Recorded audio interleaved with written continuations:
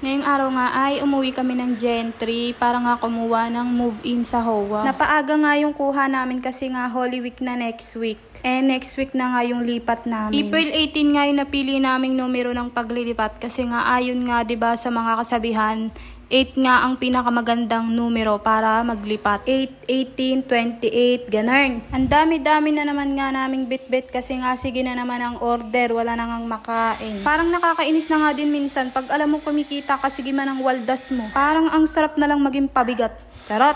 Andito nga kami nung nakaraan, hindi na nga ako nakapag-video kasi nga 'di ba, wala naman kayong pakialam. Ganyan naman kayo eh.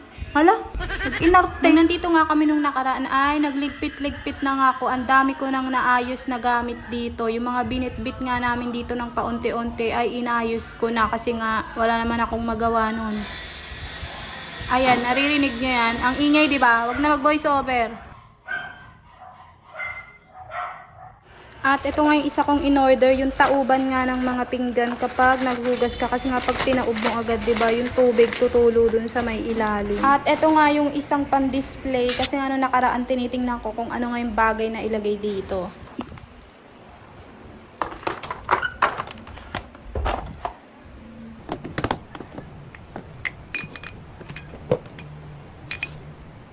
At ang paboritong salita ng mga lalaki kapag may parcel, ano na naman yan? Bakit ba? Kontrapelo kayo eh. Manood na lang kayo habang binubuksan namin kung ayaw nyo ng away. Dalawa lang yan eh. Away o gulo. At eto ang pinakamagandang desisyong gagawin nyo, ang tumulong.